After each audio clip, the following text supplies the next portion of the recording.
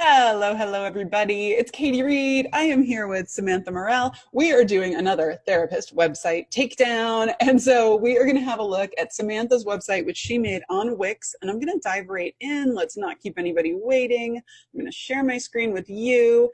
Now, Samantha, can you see my screen and your website? Yes, there it Okay, is. great. I'm going to move your picture so I've got you right over here. So I'm looking at you on the same screen. So I was telling you right before we went live, you have so many great headshots. And Samantha was telling me her sister's a photographer, which is awesome. So anybody looking, you're wondering what kind of headshots to get, something like this is so ideal. It's beautiful, it's friendly, it's casual.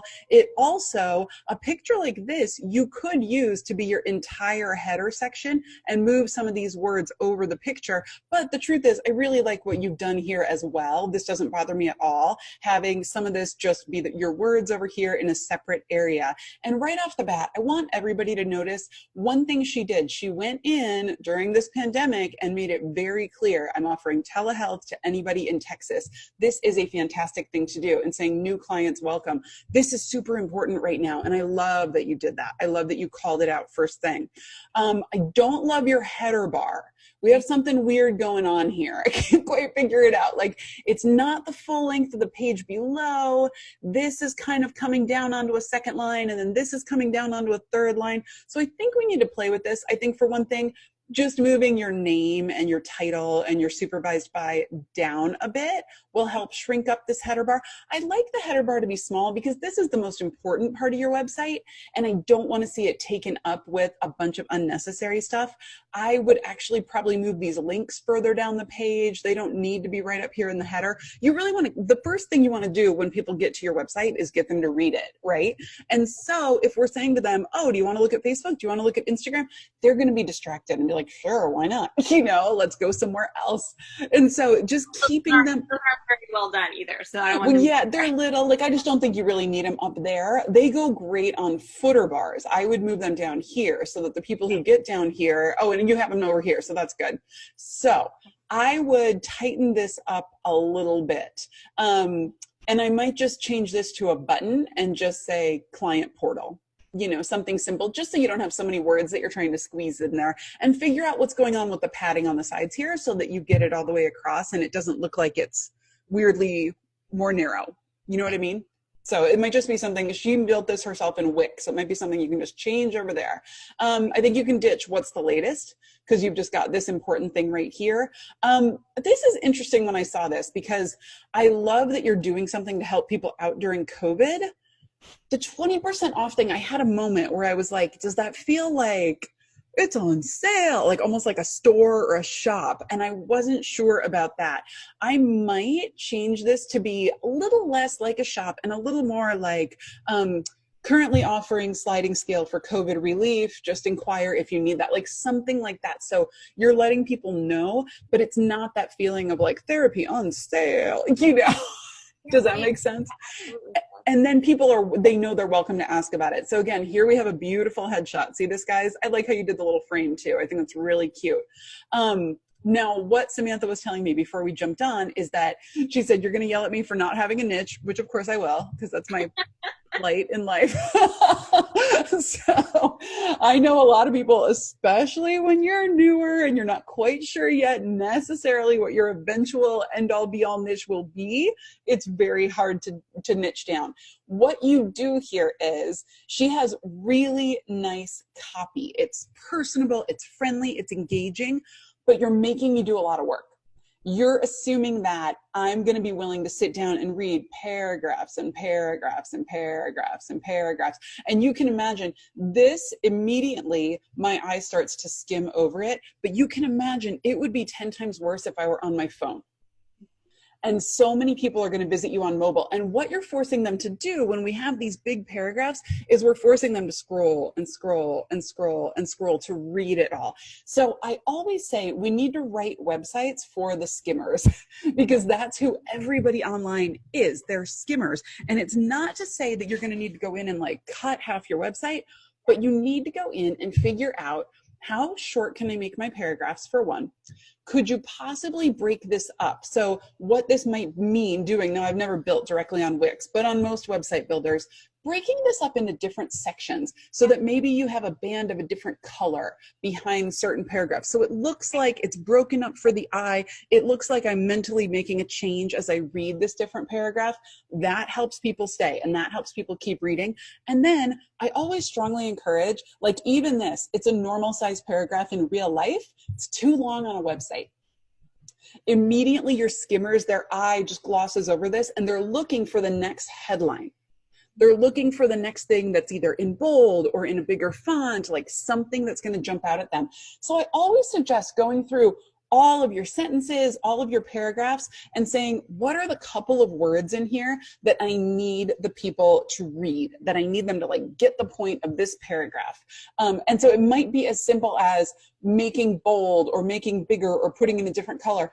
I help my clients gain some real understanding. Boom, like having that in bold. And then you come down here. I'm not your blank stare kind of therapist. Like I love that line. I would make that line bold, or a headline even, help that to stand out from the rest of the paragraph, because your skimmers are going to be like, oh, thank God she's not a blank stare therapist. And then you're saying here, like, we're going to laugh when it's funny. To me, that's so appealing. I'd be like, oh, yay, a therapist where it doesn't have to be all heavy and all, intense all the time. So picking out some of these very well-written lines that you have and really accentuating them is going to do a tremendous amount. Are you with me on all that? Yes. So the basic things so far are break this up with some different colors, some different backgrounds, different sections, use different color fonts and or bold fonts and or bigger fonts, more like headlines as they're going down. And honestly, the truth is for your site, that's going to be a lot of my feedback on each page, because you kind of have a lot of copy on each page. And the great thing is your copy is well written. You guys, Samantha's a student in the Savvy Practice course. That's my practice building course. And what I talk about in there is how websites really need to be written. This always surprises people at about a third grade level. And it's not because the people reading websites are dumb. It's because we are always multitasking when we're on a website, and we need things that people can, it's almost like people can read it without actually having to read it. It's like I can glance at it and I'll get all the major information at a glance, because I'm distracted. I'm actually supposed to be at work, but I'm at my desk, doing something else. And so we want things that people can just read quickly and easily at a glance. And I think over in Savvy Practice, I have a link too to where you can take your copy and actually put it through a different website, and it will tell you what grade level you've written at. And yes, even if you want only very intelligent doctoral level clients, you still actually write your website in this way. It will still attract them better than anything. Now, does this go to a scheduling link, like a calendar link? Yeah. Excellent. I love that. So that is going to convert better than anything. I like how you made it a button. I might even, in this case, put a little shadow behind that button so it's a really buttony looking button. This is really good. I like how you explain all this here. Now, are you inviting people to a free consult or to directly book their first appointment? They have the option of both that I've set up through that button. So okay. Does that work for you if somebody books without you ever talking to them? So if they did it, we would deal with it. I don't think it would happen.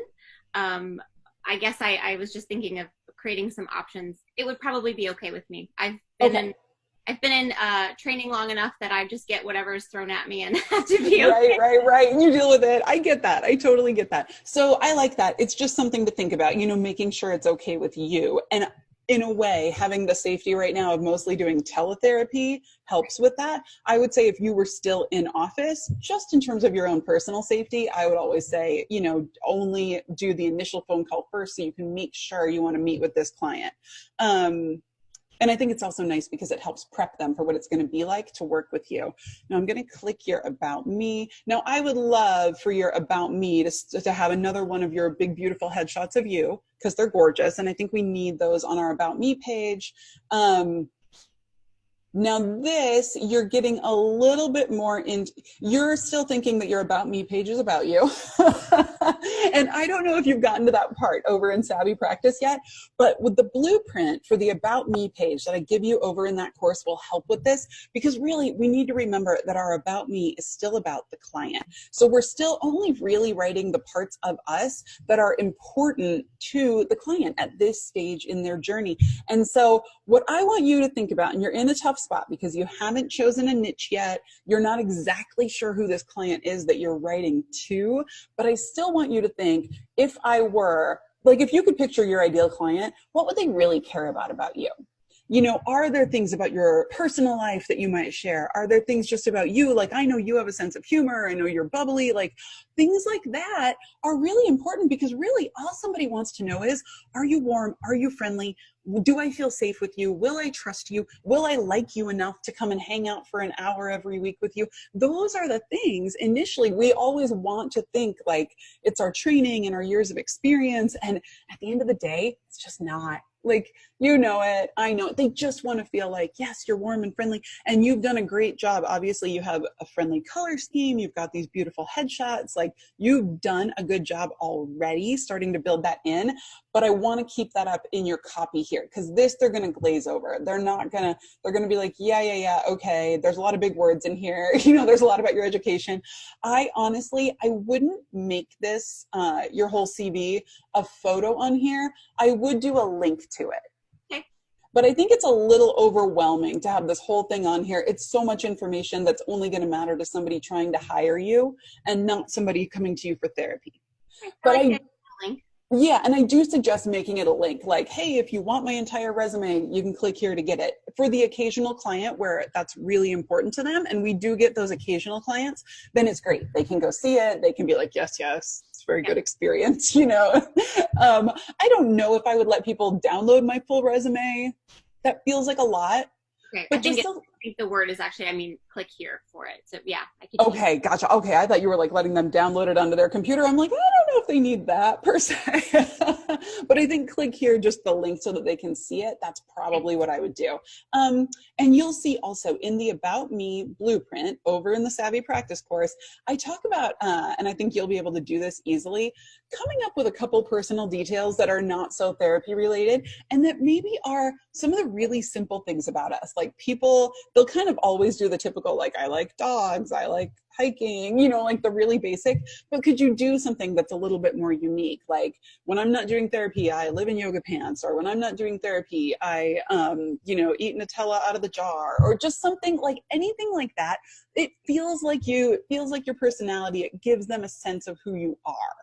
Or maybe it's, I don't understand all these people who live in yoga pants. I'll never give up my jeans or whatever, but it just gives them, and it's not like they have to be the same. Like they don't have to agree with you. It just gives them that sense of who you are. So a couple of those little personal details can really pull people in. Does that help?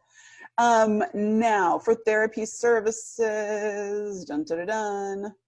Yeah, I love this. I love that you did the COVID-19 chat in the beginning. That's really good. I think you will have an easier time on your website if you niche down a little bit. And let me just offer this as a little bit of advice, because I've been doing some of these website reviews the past couple days. And the advice I've given to a lot of people, the reality is every single person calling new in for therapy right now, they're going to be dealing with anxiety on some level just because of the pandemic. So I think it is more than fair and probably smart to at least really include anxiety in what you're writing about right now. Now, this is, and I'm talking for your individuals especially. Now, obviously couples can have some of that too, but couples are dealing with different challenges of being on top of each other and cooped up right now. But the anxiety piece for every individual, oh, you got a typo here. The anxiety piece for every individual is, so big right now because everyone is either realizing that they didn't have the good coping skills they thought, or they used to have anxiety and it's come flaring back worse than ever, or they never thought of themselves as an anxious person. And for the first time, they're like, holy crap, what's this awful feeling? Oh, it's a pandemic going on and I'm anxious all the time. So that's what they're going through. So I would suggest at least giving a nod to that here, because it will feel like a bit of a niche right now, but it's a niche that I'm willing to bet for the next year to 2 years is going to be the major issue that therapists are helping people through. Now, there's other parts of it too. There's going to be grief counseling involved in the next year to 2 years with this. There's going to be job loss type of counseling involved, but anxiety is just huge everywhere right now. So it's more than safe to be talking about that.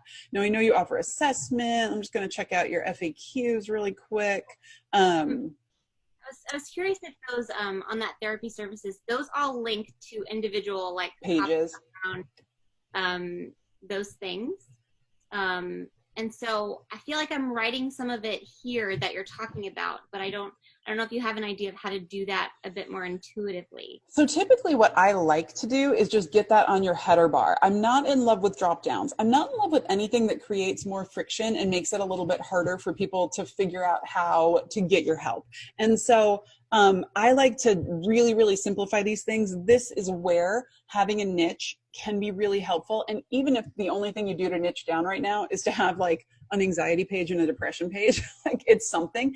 And so typically what I like to do, and when this gets wider and we lose some of the things we don't need, you'll be able to, I recommend, and it's over in the course, you'll see a home, an about me, 1 or 2 specialty pages, and then a frequently asked questions. And now if you're blogging, obviously, then yes, a blog as well. In your case, you're gonna have a specific page for assessments because it's a service you offer, you will need that. For your therapy services, what I would do instead of calling it therapy services for you right now, in general, I would say have a niche. So in general, I would say have a page called anxiety. But for you, let's at least say, let's have a page of individual and a page of couples. I would drop groups. You're not going to be doing them right now, I assume. We are. Oh, you are? You're doing online? Okay, then yeah, then that's fine. But say in your thing what the group is for. Like, is it, you know, what kind of group is it? And it's going to make for a... I ask you a really logistical question? Yeah. On that therapy services page, I have 3 images, Uh-huh. and I link to all of those. Yeah. I struggled if, do I just put those on the home page and take out this, Yeah, like, I would. page? I would. Okay. I would do anything you can to make it easier for people to find what they need. Okay.